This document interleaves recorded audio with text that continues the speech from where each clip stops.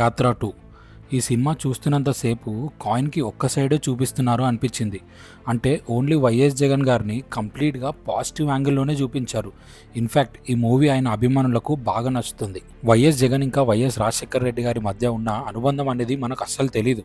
కానీ ఈ మూవీలో వాళ్ళిద్దరి మధ్య ఉన్న ఎమోషన్స్ ఇంకా లవ్‌ని చాలా బాగా చూపించారు డైరెక్టర్ మైవి రాఘవ్. మూవీలో కొన్ని ఎమోషన్ సీన్స్ బాగా ఉన్నాయి. అంటే వైఎస్ జగన్ గారి అభిమానులకే కాకుండా నార్మల్ ఆడియన్స్ కూడా నచ్చుతాయి. బాగా తీశారు. ఇంతకు ముందు వచ్చిన యాత్ర మూవీ రిలీజ్ అయ్యి మంచి టాక్ ఇంకా కలెక్షన్ని సాధించింది. ఆ మూవీ కాన్సెప్ట్ వచ్చేసి అసలు వైఎస్ రాజశేఖర రెడ్డి గారు పాదయాత్ర ఎందుకు స్టార్ట్ చేశారు, ఎలాంటి సిచ్యువేషన్లో ఆయన ఆంధ్రప్రదేశ్ పబ్లిక్ని కలుసుకున్నారు, ఆ తర్వాత ఆయన సీఎం ఎలా అయినారు అనే దానిపైన ఉంటుంది యాత్ర 1 మూవీ. ఇప్పుడు యాత్ర 2 స్టోరీలోకి వెళ్తే వైఎస్ రాజశేఖర రెడ్డి గారు సెకండ్ టైం ఎలక్షన్స్ గెలిచి సీఎం అయినప్పటి నుంచి స్టార్ట్ అవుతుంది. గెలిచిన తర్వాత హెలికాప్టర్ ఇన్సిడెంట్లో ఆయన చనిపోగానే వైఎస్ జగన్ ఓదార్పు యాత్ర చేయాల్సి వస్తుంది.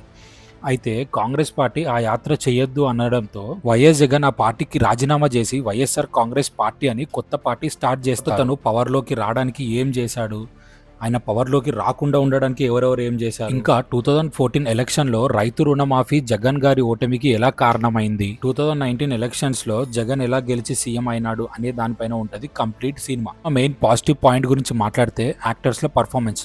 మమ్ముట్టి గారికి చాలా తక్కువ స్క్రీన్ టైం ఉన్నంతలో క్యారెక్టర్కి న్యాయం చేశారు. యాక్టర్ జీవా మాత్రం వైఎస్ జగన్ గారి బాడీ లాంగ్వేజ్ని దింపేశారు. జీవా వైఎస్ జగన్ గారి క్యారెక్టర్ పైన మంచి హోంవర్క్ చేసినట్టు అనిపించింది. వైఎస్ భారతి గారి క్యారెక్టర్ చేసిన కేతకి గారు కూడా క్యారెక్టర్కి న్యాయం చేశారనిపించింది.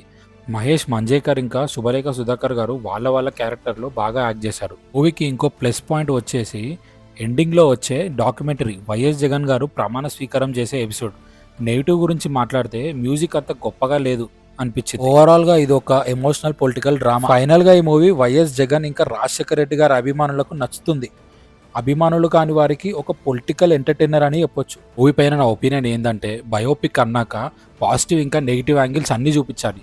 కానీ ఈ మూవీలో ఓన్లీ పాజిటివ్ మాత్రమే చూపించారు ఎక్కువ శాతం. సినిమాలో మనకు అక్కడక్కడ భరత్ అనే నేను ఆ మూవీ వైబ్స్ తగులుతూ ఉంటాయి. ఇది యాత్ర 2 మూవీ రివ్యూ. ఇంకా మూవీకి వెళ్ళాలా లేదా అనేది మీరు డిసైడ్ అవ్వండి.